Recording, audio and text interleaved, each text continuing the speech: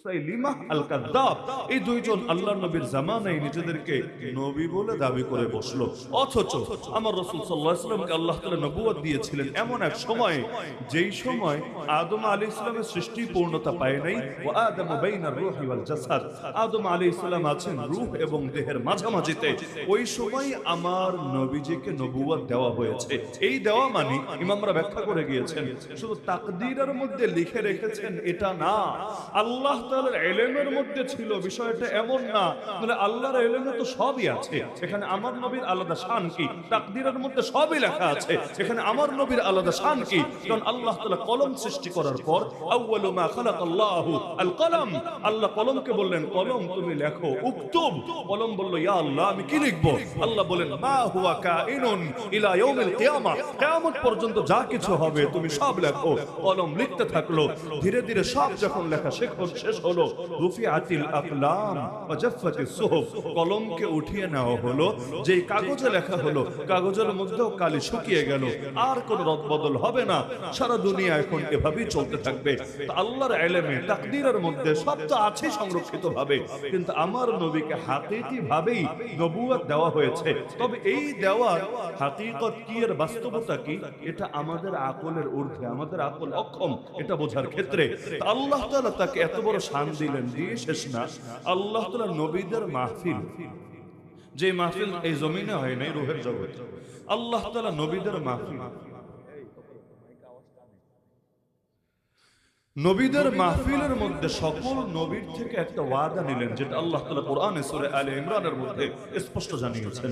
ওয়াইদ আখাযাল্লাহু মিসাকান নাবিয়্যিন, স্মরণ কর ওই সময়ের কথা যখন আল্লাহ সকল নবীর থেকে এই মর্মে প্রতিশ্রুতি নিলেন, লামা আতাইতুকুম মিন কিতাবিন ওয়া হিকমা, আমি আল্লাহ তোমাদেরকে, অর্থাৎ নবীদেরকে বলছেন, আমি আল্লাহ তোমাদেরকে কিতাবও দিব, হিকমতও দিব, কিন্তু সুম্মা জাআকুম রাসূল, এরপরে, এখানে তালিবুল ইলম অনেক আছেন আলহামদুলিল্লাহ, সুম্মা শব্দ কি বোঝায়? সুম্মা মানে কিন্তু হলো লিতারাফি, তোমাদের সকলের পরে, এবং হালকা পরে না, অনেক পরে, লিতাকিবি মাল ওয়াসল, একটু পরে যদি বোঝায় সেখানে আরবিটা ফা বলে। তাহলে আল্লাহ ফা বলেন না, আল্লাহ বলেন সুম্মা, মানে তোমাদেরকে কিতাব দেব, তোমাদেরকে হিকমত দেব, কিন্তু এর লম্বা টাইম পরে, এর অনেকটা পরে, জাআকুম রাসূল, তোমাদের নিকটে একজন রাসূল আসবেন, নাম বলছেন। তোমাদেরকে আগে দিব, কিতাব দিব, হিকমত দিব, জমিনে পাঠিয়ে সব দিব, কিন্তু তোমাদের সবার পরে এবং একটা লম্বা টাইম পরে, এই যে ঈসা আলাইহিস সালামের কত লম্বা সময় পরে আমার রাসূল আসলেন, যে তোমাদের পরে বেশ লম্বা একটা টাইম পরে একজন রাসূল আসবে। রাসূল নাম আল্লাহ তাআলা ক্লিয়ার বলছেন, এখানে রাসূল শব্দ বলছেন। এবং মজার বিষয় হলো ওই রাসূল শব্দওয়ালা কালেমাও আল্লাহ একমাত্র তারই জন্য বরাদ্দ রেখেছেন, লা ইলাহা ইল্লাল্লাহ মুহাম্মাদুর রাসূলুল্লাহ। অন্যান্য কালিমা যেগুলো ইতিহাসের ভান্ডারে পাই, এর মধ্যে রাসূল শব্দ কিন্তু নাই।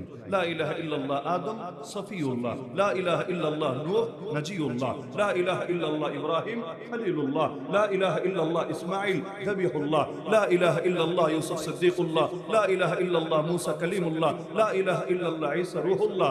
রাসূল শব্দ তো দেখি না, কিন্তু এক জায়গায় আছে লা ইলাহা ইল্লাল্লাহ মুহাম্মাদুর রাসূলুল্লাহ।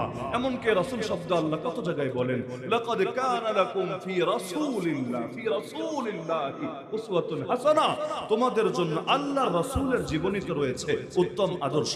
আল্লাহ সব নবীদেরকে বললেন, শোনো, কিতাব পাবা, হিকমত পাবা, সব ঠিক আছে, তোমাদের সবার পরে একজন রাসূল আসবে, মুসাদ্দিকুল লিমা মাআকুম, নতুন কোন আদর্শ নিয়ে আসবে না। তোমরা যেই কালেমার দাওয়াত দিয়েছো, যে তাওহীদের দাওয়াত দিয়েছো, তোমরা যেই দ্বীনের দাওয়াত দিয়েছো, ওইটাকে সত্যায়ন করবে। কারণ আমরা জানি সকল নবীদের দ্বীনের মূল কথা এক, সকল নবীর কালেমাও এক, লা ইলাহা ইল্লাল্লাহ। এটাই হলো সকল নবীর দাওয়াতের সবচাইতে মূল কথা। তোমাদের আদর্শকে সত্যায়ন করবে, নতুন কোন আদর্শের কথা বলবে না। তোমাদের কাজ কি জানো? লা তুমিনুন্না বিহি ওয়া লা তানসুরুন্না, যদি তাকে পেয়ে যাও তার উপর ঈমান আনতে হবে এক নম্বরে, এবং তাকে সাহায্য করতে হবে। 2 নম্বরে মানে ঈমান এনে শেষ না, তার উপর ঈমানদারও হতে হবে, তার আনসার তথা সাহায্যকারী হতে হবে। এজন্য নবী ঈসা আলাইহিস নবীনা ওয়া আলাইহিস সালাম দুনিয়াতে যখন আসবেন, তিনি এসে আমার রাসূলের দ্বীনকে শক্তিশালী করবেন, তার খেলাফতকে জমিনের বুকে কায়েম করবেন এবং মুহাম্মাদি আদর্শ আলা সাহিবিহা আলফু সালাহ ওয়া তাসলিম, তার আদর্শই এই জমিনের বুকে তিনি জিন্দা করবেন। এমনকি শুকর হত্যা করবেন, ক্রুশ ভেঙে ফেলবেন, এগুলো হাদিসের মধ্যে আছে। তা আল্লাহ সব নবীদের থেকেই বললেন, তোমাদের সবার পরে যেই রাসূল আসবে ওই রাসূলের উপর সবাইকে ঈমান আনতে হবে। মজার বিষয়, যাকে আল্লাহ সবার শেষে পাঠালেন, দিলেন সবার আগে নবুয়ত, আদম আলাইহিস সালামেরও সৃষ্টি পূর্ণতা পাওয়ার আগে, কিন্তু তাকে পাঠালেন সবার পরে। প্রধান অতিথিরা একটু পরেই আসে, আলাদা আকর্ষণটা একটু পরেই থাকে। আল্লাহ তাআলা তাকে সবার পরে পাঠালেন। তো যখন তাকে সবার পরে পাঠালেনই, এবং এই আয়াতের আলোকেও বোঝা গেল যে অন্যদেরও এখন দায়িত্ব হয়ে গেল তার উপর ঈমান আনবে, তাকে সাহায্য করবে। এখন যদি নতুন কেউ মাথাচাড়া দিয়ে বলে নবীর পরেও তারে নবী বানানো হয়েছে, তো বেটা কোরআন সত্য না তোর কথা সত্য? কোরআন যদি সত্য হয় তাহলে তোর কথা মিথ্যা, আর যেহেতু তোর কথা মিথ্যা, সুতরাং তোর কপালে জুতার বাড়ি ছাড়া দ্বিতীয় কিছুই জোটার কথা না। কারণ সিরিয়াল তো শেষ, এখানে এসে সমাপ্ত হয়ে গেছে। খুতিমা বিয়ান নাবিয়ুন, আমার মাধ্যমে নবীদের ধারা সমাপ্ত হয়ে গেছে। শুধু তাই না, নবীর একটা নামই হলো আল আকিব। আল্লাহ রাসূল বলেন, বুখারীর হাদিস, লি খামসাতু আসমা, আমার 5টা নাম আছে, 5টা নাম। 1 নম্বরে আনা মুহাম্মদ, আমি হলাম মুহাম্মদ। মুহাম্মদ মানে কি? মান ইজতামাআত ফীহি আল খিসালুল মাহমুদাতু কুল্লুহা, প্রশংসা করার উপযুক্ত যত গুণ আছে, প্রশংসনীয় যত গুণ আছে, এই সবগুলো গুণ যার একার ভেতরে থাকে তাকে মুহাম্মদ বলে। জাহিরি গুণ কামেল, বাতিনি গুণ কামেল। ওয়া আহসানা মিনকা লাম তারা কাত্তু আইনি ওয়া আজমালা মিনকা লাম তালিদিন নিসাউ, আপনার চাইতে সুন্দর কাউকে আমার চোখ দেখেনি, আর দেখবে কিভাবে? আপনার চাইতে সুন্দর কাউকে কোন নারী কখনোই জন্ম দেয় নাই। খুলিকতা মুবাররাআম মিন কুল্লি আইবিন, আপনি সৃষ্টি হয়েছেন সব দোষ ত্রুটি থেকে মুক্ত হয়ে। কাআন্নাকা কাদ খুলিকতা কামা তাশাউ, যেন আপনি সৃষ্টি হয়েছেন ঠিক যেভাবে যে চেয়েছেন সেভাবে। তাহলে এই যে আল্লাহ তাআলা তাকে পরিপূর্ণতা দিলেন, জাহিরি ভাবেও বাতিনি ভাবেও। নবীর চুল, নবীর চোখ, নবীর কান, নবীর দাঁত, নবীর হাঁটা, নবীর বসা, নবীর কথা বলা, নবীর হাসা, সব জিনিস এমন কামেল, জাহিরি ভাবেও তাকে কেউ ছাড়াতে পারবে না, আর বাতিনি ভাবে তো প্রশ্নই আসে না। জাহিরি ভাবে আল্লাহ তাকে এত সৌন্দর্য দিয়েছেন। জাবের রাদিয়াল্লাহু আনহু বলেন, এক রাতে গেলাম, পূর্ণিমার রাত, আল্লাহ নবীজি বাসার সামনে বসা, আমি গিয়ে একবার তাকাই নবীর দিকে, আবার তাকাই আসমানের চাঁদের দিকে, আবার তাকাই নবীর দিকে, আবার তাকাই চাঁদের দিকে, আবার নবীর দিকে, আবার চাঁদের দিকে। আমি বুঝে উঠতে পারছিলাম না, আরে আসমানের চাঁদ তুমি বেশি সুন্দর না আমার নবী বেশি সুন্দর? يا خير من دفنت بالقاع أعظمه فطاب من طيبهن القاع والأكم نفس الفداء لقبر أنت ساكنه فيه العفاف وفيه الجود والكرم। যাকে আল্লাহ তাআলা এতটা পরিপূর্ণ বানিয়ে পাঠালেন, এমন কি যার অপেক্ষায় সকলে ছিল এই ইহুদিরা, যারা নবীকে মানলো না, নবীকে এত কষ্ট দিল।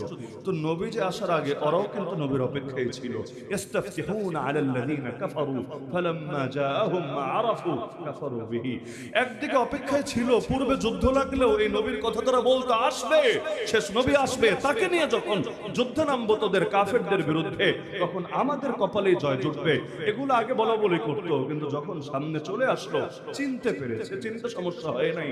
ইয়ারিফুনাহু কামা ইয়ারিফুনা আবনাআহুম, নিজের পুত্রকে যেভাবে চেনে, নবীকে দেখার পর ঠিক সেভাবেই চিনতে পেরেছে। কিন্তু তবুও মানে নাই, চেনার পরেও মানে নাই, বোঝার পরেও মানে নাই। কেন? শুধুমাত্র জাতীয়তাবাদী চেতনার কারণে। বলবেন এখানে আবার কোন জাতীয়তাবাদ ঢুকলো? হ্যাঁ, ওটা ভৌগোলিক জাতীয়তাবাদ না, বংশীয় জাতীয়তাবাদ। ওরা চিন্তা করলো আমরা এক বংশের, সে আসলো আর এক বংশের, যদিও এক জায়গায় গিয়ে আবার 2 বংশে মিলে গেছে। ইব্রাহিম নবীর এক ছেলের নাম ইসহাক আর এক ছেলের নাম ইসমাঈল আলাইহিমুস সালাতু ওয়াস সালাম, সবাই নবী।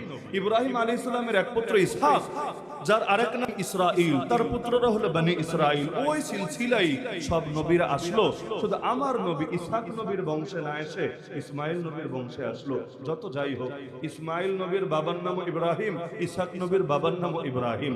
এই যে সৎ ভাই, কেন আমাদের বংশে না এসে আর এক বংশে আসলো? এজন্য তাকে মানলো না, তাকে চেনার পরও অস্বীকার করে বসলো। কারণ তারে মানলে নিজেদের ইজ্জত কমে যায়, তারে মানলে নিজেদের ভাবি। এই জামানা যেমন হয়, আরেক দলের লোক হক হলেও তারে মানবো না, নিজের দলের বাতিলটা বাতিল হলেও তারা ছাড়বে। দলান্ধতে এমন রন্ধে রন্ধে ঢুকে গেছে, দলের জন্য হক ছাড়তে রাজি আছে, হকের জন্য দল ছাড়তে রাজি না। তো আল্লাহ রাসূলকে চিনলো, নবীকে কে চেনে নাই? আল্লাহ রাসূল বলেন, মা মিন শাইইন ফিল আরদি ওয়ালা ফিস সামা ইল্লা ইয়ালামু আন্নী রাসূলুল্লাহ ইল্লা আসিয়াল জিন্নি ওয়াল ইনস। আসমান এবং জমিনে এমন একটা জিনিসও নাই যেটা জানে না আমি আল্লাহ রাসূল। শুধুমাত্র কিছু অবাধ্য জিন আর ইনসান বাদে, এছাড়া এমন কেউ নাই যার এই ইলম নাই যে আমি আল্লাহ রাসূল। তো নবীকে আল্লাহ তাআলা এক নাম্বার নামই নবী বলছেন, আমার নাম মুহাম্মদ, যিনি সকল প্রশংসনীয় গুণের আধার। 2 নম্বর নাম আহমদ, আমি আল্লাহর সবচেয়ে বড় প্রশংসাকারী। 3 নম্বর আমার নাম মাহি। মাহি মানে কি? যিনি মুছে দেন, নিশ্চিহ্ন করে দেন। কি মুছে দেন তিনি? নবী নিজেই ব্যাখ্যা দিলেন, আল্লাযী ইয়ামহুল্লাহু বিল কুফর, আল্লাহ আমার দ্বারা কুফরকে মুছে দেন, কুফরকে নিশ্চিহ্ন করে দেন। কারণ নবী এসেছেন কুফরের সাথে সমঝোতা করার জন্য না, নবী এসেছেন কুফরকে সাথে নিয়ে চলার জন্য না, নবী এসেছেন কুফরকে দুমড়ে মুচড়ে নিশ্চিহ্ন করে দেওয়ার জন্য। আলা কুল্লু শাইইন মিন উমুরিল জাহিলিয়া মাওদুউন তাহতা কাদামাইয়া, আর জাহিলিয়াতের যত বিষয় আছে নবী ঘোষণা দিলেন সব আমার পায়ের নিচে, মাথার উপরে না, পায়ের নিচে। প্রাসঙ্গিকভাবে বলি, যদিও আলোচনা খাতমে নবুয়ত নিয়ে চলছে, প্রাসঙ্গিকভাবে বলি, এই যে আজ পহেলা বৈশাখ না, এই দিনটাকে কেউ কেউ কিন্তু ইসলামী তরিকায় পালনেরও চেষ্টা চালিয়েছে। সবকিছুরই যেহেতু ইসলামাইজেশন হয়, এটারই আর বাকি রাখবে কিসের জন্য? ইসলামী মদও বহু আগে বের হয়েছে, ইসলামিক সংস, ইসলামিক মিউজিক, এগুলো তো বহু আগ থেকেই চলছে। এমনকি শুনেছি, দেখি নাই, শুনেছি ইরাকে, মিশরে কিছু জায়গায় নাকি ইসলামিক পতিতালয়ও আছে, মানে নিকাহে মুতার পদ্ধতিতে। তো সবই যেহেতু ইসলামী হয়েছে, এটাকে আর বাকি রাখবে কোন দুঃখে? ইসলামী শোভাযাত্রা, ইসলামী নববর্ষ পালন, আরো যা যা আছে সব করেছে। অথচ নববর্ষ পালনের ধারা নতুন কোনো বিষয় না। ইতিহাস ঘাটলে দেখবেন ওই পারসিকদের নববর্ষ, এটা নবীর জামানা সাহাবীদের জামানায় উপস্থিত ছিল, নাইরুজ বলে। তো সেই নাইরুজের সিলসিলা তো ওই জামানায় ছিল, কিন্তু এটার ব্যাপারে ইসলাম এত কঠোর ছিল। আল্লাহ রাসূল যখন গেলেন মক্কা থেকে মদিনায়, গিয়ে দেখেছিলেন মদিনাবাসীরা বছরে 2 দিন উৎসব করে। আল্লাহ রাসূল বলেন, এগুলো কি? বললে, এগুলো আমরা আগ থেকেই করে আসছি, বাপদাদার জামানা থেকে। নবী বললেন, শোনো, সাবধান, কাদ আবদালাকুমুল্লাহু বিহিমা খায়রাম মিনহুমা, আল্লাহ এই দুটোকে বদলে এর পরিবর্তে উত্তম দুটো দিন উৎসবের জন্য দিয়েছেন তোমাদেরকে। একটার নাম ঈদুল ফিতর আর একটার নাম ঈদুল আযহা। এমন কি এই দিনগুলোতে মুসলমান এতটা সতর্কতা অবলম্বন করতো। আলী রাদিয়াল্লাহু তাআলা আনহুকে একজন এই নববর্ষের দিন, পারসিকদের নববর্ষের দিন একটা বিশেষ উপহার দিল। তিনি বললেন, এটা কেন? বলল, আজকে হলো নাইরুজ। তিনি বললেন, নাইরুজুনা কুল্লা ইয়াউম, আমাদের নাইরুজ একদিন না রে, আমাদের নাইরুজ প্রতিদিন, আমাদের উৎসব প্রতিদিনই থাকে। আলাদা করে একদিন উৎসব ওদের সাথে মিল রেখে করবা এবং আমারে সেদিন বিশেষ উপহার দিবা, এটা কিছুতেই আমি গ্রহণ করব না, করতে পারবো না। তো যেই রাসূল এমন এক আদর্শ নিয়ে আসলেন, কুফরের সাথে কম্প্রোমাইজ করে চললো না, বরং কুফরকে নিশ্চিহ্ন করেই তবে সামনে আগালো। কারণ আল্লাহ রাসূল চাইলে মক্কার জামানায় ক্ষমতা নিতে পারতেন, ক্ষমতা কিন্তু তার কদমের সামনেই ছিল।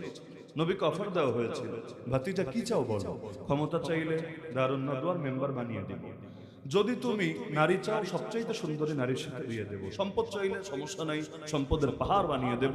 আর চতুর্থ প্রস্তাব, যদি জিনে ধরে তাও বলো, ভালো কবিরাজ এনে চিকিৎসা করাবো। নবী কোনটা নিয়েছিলেন? 4টার মধ্যে একটাও নেন নাই। কেন? ক্ষমতা নিলে কি সমস্যা ছিল? ক্ষমতায় বসতেন, ধীরে ধীরে অন্যদেরকে প্রভাবিত করতেন। আর নেতার কথা তো কর্মীরা শুনেই থাকে, তাহলে নবী যদি নিজেই নেতা হন, তাকে বাধা দেওয়ার আর কে থাকবে? ধীরে ধীরে তার অনুসারী বাড়বে, তার শক্তি বাড়বে, এক পর্যায়ে তার আধিপত্য বিস্তার করা সহজ হবে। কিন্তু না, আল্লাহ রাসূল রাজি হলেন না। বলতে পারেন কেন? কেউ যদি এই ব্যাখ্যা করে যে তিনি হুজুর মানুষ, তিনি ক্ষমতা দিয়ে কি করবেন, এটা বড় অপব্যাখ্যা হবে। কারণ এটাই যদি ব্যাখ্যা হতো, নবীজি মদিনায় যাওয়ার পর ক্ষমতা নিতেন নিতেন না। মদিনায় যাওয়ার পরও ক্ষমতা নিতেন না। ক্ষমতা দুনিয়াদারি না, বরঞ্চ ক্ষমতা যদি দুনিয়াদারি হতো আল্লাহ অন্তত নবীদেরকে এটার মধ্যে আলাদা করে জড়ানোর খুব বেশি প্রয়োজনটা ছিল না। কিন্তু আল্লাহ রাসূল সাল্লাল্লাহু আলাইহি ওয়াসাল্লাম মদিনায় যাওয়ার পরে নিলেন, মক্কায় নিলেন না। কেন জানেন? সিরফ এবং সিরফ এ কারণে, মক্কায় ক্ষমতা নিলে কুফরের সঙ্গে আপোষ করেই তাকে চলতে হবে। মক্কায় একনায়কতন্ত্র ছিল না, একজনের কথাই আইন, একজনের কথাই বিধান, ব্যাপারটা এমন ছিল না। মক্কায় তারা পরামর্শ করে সিদ্ধান্ত নিত, কিছুটা আধুনিক গণতন্ত্রের মতো। সেই দারুন নাদওয়ায় তারা বৈঠকের মধ্যে বসবে, এরপর রায় নেওয়া হবে। আবু জাহাল তুমি কি বলো, আবু লাহাব তুমি কি বলো, উতবা, শাইবা, আবু সুফিয়ান, ওমর, খালেদ কে কি বলো, সবার মত নেওয়া হবে। এরপর অধিকাংশের মতের ভিত্তিতে রায় দেওয়া হবে। এজন্য নবীকে যে ওরা হত্যা করতে চেয়েছে, এই একটা বিল পাশ করতে 13টা বছর সময় লেগেছে। 13টা বছর। না হলে এ রাজি হয় তো ভেটো দেয়, ও রাজি হয় তো ভেটো দেয়, সবাই একমত হতে পারে না। শেষে গিয়ে একমত হয়েছে যে চল সবাই মিলে মারি, তাহলে আর কে ঠেকাবে। কিন্তু একটা বিল পাশ করতে এত বছর লেগেছে।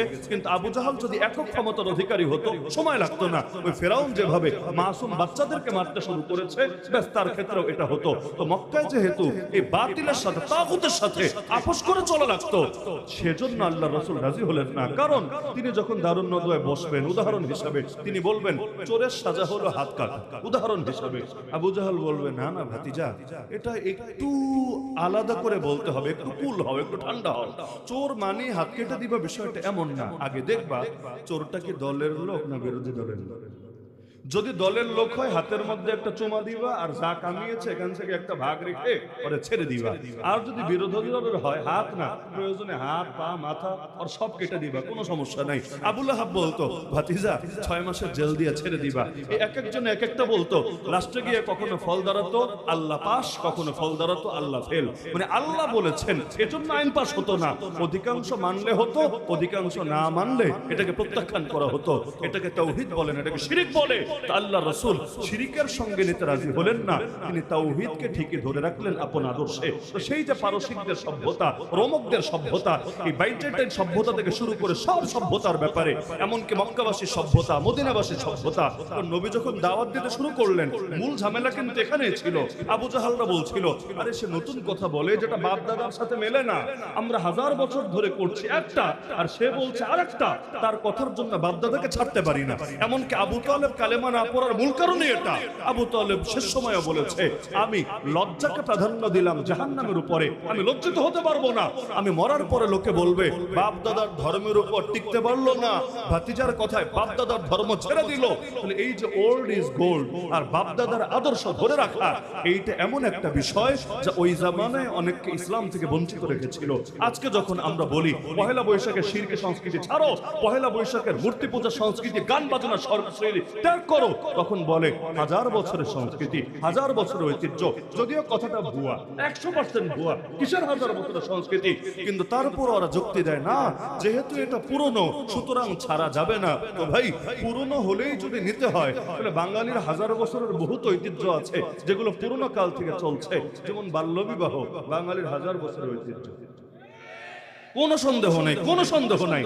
এমনকি যারে এতদিন ড্যাডি অফ দ্য নেশন বলা হতো, জাতির আব্বাজান, যার মূর্তি হয়তো সিরাজগঞ্জও ছিল, আমি জানি না, হয়তো ছিল। তো যাকে এভাবে পুরা বাংলাদেশের আব্বাজান বানানো হয়েছিল, তিনিও যখন জাতীয় আম্মাজান, ওই দলীয় আম্মাজানকে বিয়ে করেছিল, আম্মাজান কিন্তু বালিকাই ছিল, বয়স তার হয় নাই, অতি অল্প বয়সেরই ছিল, যেটা তার অসমাপ্ত আত্মজীবনীতে লেখা আছে। কাশিমপুর কারাগারে বসে বসে বইয়ের এই পৃষ্ঠাটা আমার পড়ার তৌফিক হয়েছে। দেখা যাচ্ছে যে এইটাই তো বাঙালির 1000 বছরের ঐতিহ্য ছিল। তো এটাও আমল করো। বলবে না না হুজুর, বিজ্ঞানের দৃষ্টিতে আমরা জেনেছি এতে ক্ষতি হয়। আরে বিজ্ঞানের দৃষ্টিতে জেনেছো বলে 1000 বছরের সংস্কৃতি ছেড়ে দিবা, আর কোরআনের দৃষ্টিতে জেনেছো ভুল, তবুও ছাড়বা না। তো তোরা কি বিজ্ঞানের উপরে ঈমান আনলি, কোরআনের উপরে ঈমান আনতে পারলি না? বিজ্ঞানী বড় হয়ে গেল যার কাছে কোরআনের চাইতো নিজের ইমানদার দাবি করে কোন মুখে। আরে কোনটা কত বছর আগ থেকে চলছে দেখার বিষয় না, যেটা কোরআন হাদিসের সাথে মিলবে না সেটাকে ধরে ডাস্টবিনে ছুঁড়ে ফেলতে মুসলমান কোনদিন হবে না। কারণ এই যুক্তি দিয়ে নবীকে দমানোর চেষ্টা করা হয়েছিল, বাপ দাদার বিরুদ্ধে চলে যাচ্ছে। আল্লাহ বললেন আওয়ালাউ কানা আবাহুম লা ইয়াকিলুনা শাইআন ওয়া লা ইয়াহতাদুন। আরে কিসের বাপ দাদা? ওদের বাপ দাদারা কিছু বুঝতো না, ওরা হেদায়েতের উপর ছিল না। যেই বাপ দাদা হেদায়েতের উপর থাকে না, ওই বাপ দাদা সন্তানদের জন্য দলিল হতে পারে না। কারণ সব বাবা তো আর আদম আলাইহিস সালামের মতো নবী হিসেবে বাবা, মানে নবীর মতো বাবা হন এমন না। আজরও তো বাবা, তো বাপের আদর্শই যদি চূড়ান্ত হয় তাহলে সবসময় ইমানদারির উপরও থাকা যাবে না। তো বলছিলাম আল্লাহ রাসূল সাল্লাল্লাহু আলাইহি ওয়াসাল্লাম তিনি দাওয়াত শুরু করলেন। তো উম্মতের কি কপাল, আমাদের কি কপাল। আলহামদুলিল্লাহ, আল্লাহ তাআলা আমাদেরকে সেই শ্রেষ্ঠ নবীজির উম্মত হওয়ার তৌফিক দিলেন, যেই নবীর উপর ঈমান আনার ওয়াদা আল্লাহ অন্য নবীদের থেকেও নিয়েছিলেন।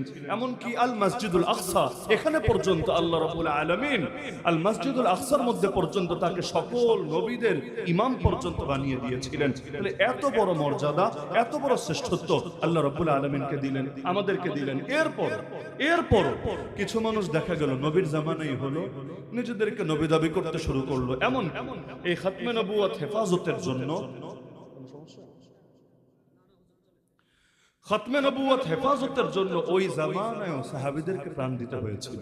এই মুসাইলিমা কাযযাব নিজেকে যখন নবী হিসেবে দাবি করল, আল্লাহ রাসূলের কাছে পর্যন্ত চিঠি পাঠিয়ে দিল যে দেখো মুহাম্মদ, তুমি আর কুরাইশি তো সব দখলে নিয়ে নিলা, আমাদেরকে কি দিলা? চলো একটা চুক্তি করি তোমার 50-50, অর্ধেক নিবা তোমরা কুরাইশিরা, বাকি অর্ধেক নিব আমি এবং আমার অনুসারীরা, এবং তোমার পরে ক্ষমতাটা আমার কাছে আসবে, গদিটা আমারই থাকবে, কারণ তুমিও নবী আমিও নবী। এভাবে একটা চিঠি পাঠালো আল্লাহ রাসূলের কাছে। চিঠিটা দুইজন লোক নিয়ে গেল। আল্লাহ রাসূল চিঠিটা পড়ে এত রাগান্বিত হলেন, রাসূলুল্লাহ সাল্লাল্লাহু আলাইহি ওয়াসাল্লাম যখন রাগান্বিত হতেন তার চেহারা মোবারক এত লাল হয়ে যেত, মনে হতো যেন বেদানার দানাগুলো নিংড়ে তার চেহারা মোবারকের মধ্যে ঢেলে দেওয়া হয়েছে। আল্লাহ রাসূল প্রচন্ড রাগান্বিত হয়ে বলেন, ওয়াল্লাহি, আল্লাহর কসম করে বলছি, লাউলা আন্না রুসুলা লা তুকতাল লা দারাবতু আনাকাকুমা।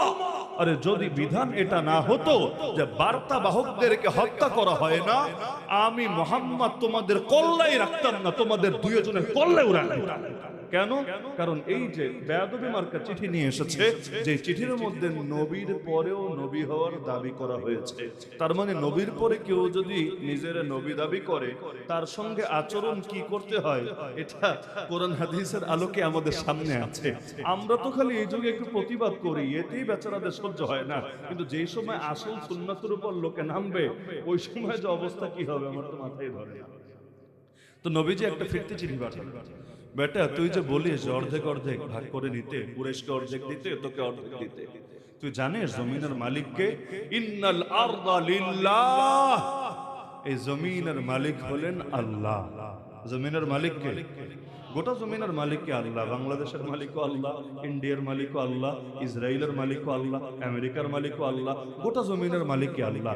এই জন্য কেউ যদি লেখে সকল ক্ষমতার মালিক রাজা, সকল ক্ষমতার মালিক জনগণ, এগুলোরে আমরা শিরিক ছাড়া ভিন্ন কিছু মনে করি না। কারণ আমাদের পরিচয় আমরা প্রতিনিধি, আমরা গোলাম, আমরা দাস, আমরা আল্লাহর প্রতিনিধি, আল্লাহর গোলাম, আল্লাহর দাস। আর যে এটাতে রাজি হয় না সে হলো শয়তানের গোলাম, শয়তানের প্রতিনিধি, শয়তানের দাস। একদল আলোর পক্ষে আর একদল অন্ধকারের পক্ষে। আমাদের চিরকালের লড়াই হলো আল্লাহর জমিনে আল্লাহর দাসত্ব বাস্তবায়ন করার পক্ষে। আল্লাহু ইবতাআসানা লিনুখরিজা মান শাআ মিন ইবাদাতিল ইবাদ ইলা ইবাদাতিল্লাহি ওয়াহদা ওয়া মিন যিকিদ দুনিয়া ইলা সাআতিহা ওয়া মিন জাওরিল আদিয়ান ইলা আদলিল ইসলাম। সাহাবী নবী রাদিয়াল্লাহু আনহু বলেছিলেন, আল্লাহ আমাদেরকে পাঠিয়েছেন বান্দাদেরকে, দাসদেরকে, গোলামদেরকে মানুষের গোলামি থেকে বের করে আল্লাহর গোলামিতে নিয়ে যাওয়ার জন্য। আমাদের লড়াই এটাই।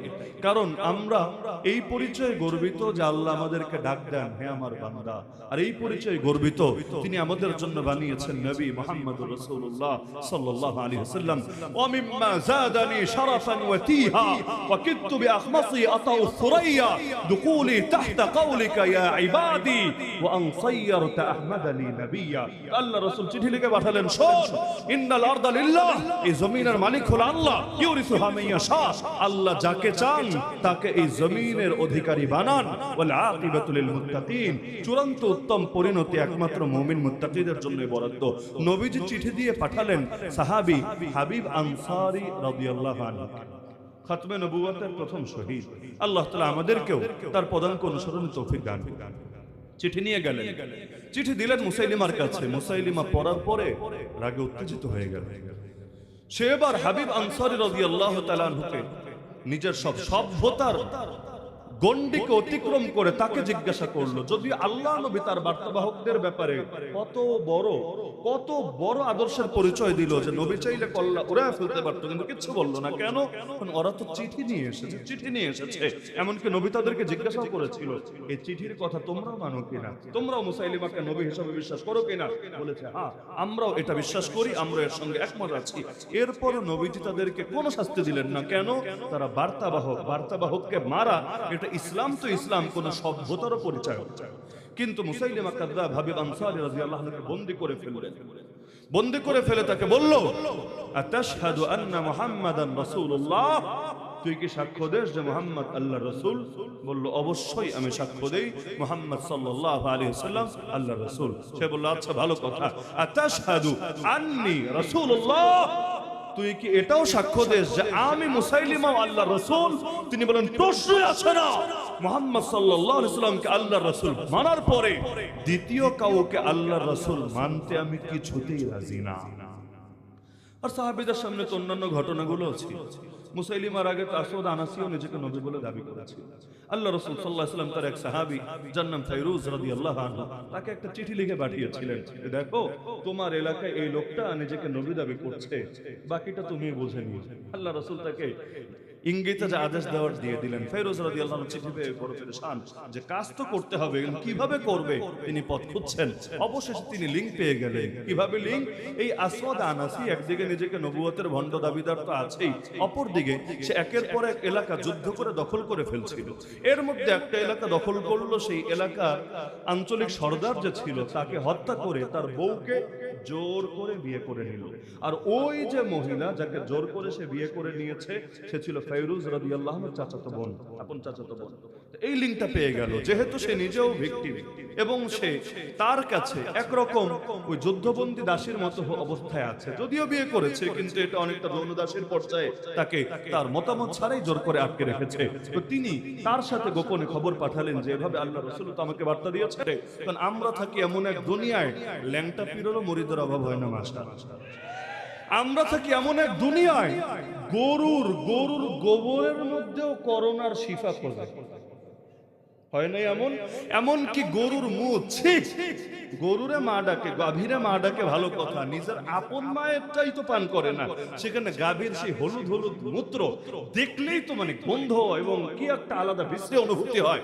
সেটাকে কি মজা করে এভাবে হয়তো মানুষ সফট ড্রিঙ্কসও খেতে পারে, এনার্জি ড্রিঙ্কসও খেতে পারে না, একদম মজা করে খায়। আবার তারপর আমাদেরকে হুমকি দেয়, তোরা যারা গরুর দুধ খেয়ে বড় হয়েছিস, তোদের নাম নিশানা মিটায় দিব, তোদেরকে নতুন গাজা বানায় ছাড়বো, যেভাবে বাবরি মসজিদ ভেঙেছি তোদের সব মসজিদ ভাঙবো, ওয়াকফ বিল পরিবর্তন করে তোদের সব মাদ্রাসা মসজিদ ঈদগাহ কবরস্থান দখলে নেব। এসকো কত! গরুর মুখ খেয়ে আর গোবর খেয়ে খেয়ে মাথার নাটবল্ট সব ঢিলা হয়ে গেছে। আর পাগলের সংখ্যা এত বেড়েছে, পাবনা কেন, এরকম আরো 10টা পাবনার নতুন যদি আরো পাগলাগারত করা হয় তবুও পারবে না এত পাগলের জায়গা।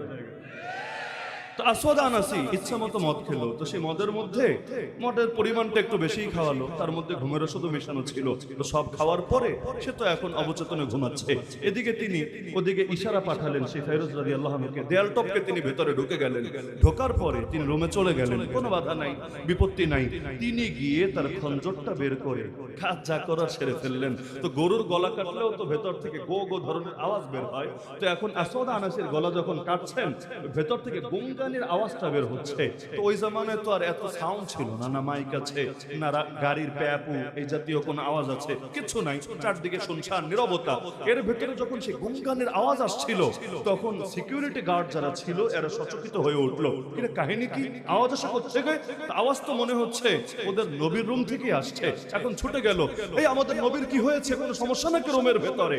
তো নবীর স্ত্রী তো অবশ্যই বিশ্বস্ত নির্ভরযোগ্য ওদের কাছে, সে এসে বললো না না কোনো সমস্যা নাই, আমার এই বাক্যটা যতবার পড়ি মানে হাসি এত আশা আসে দম ফাটার অবস্থা।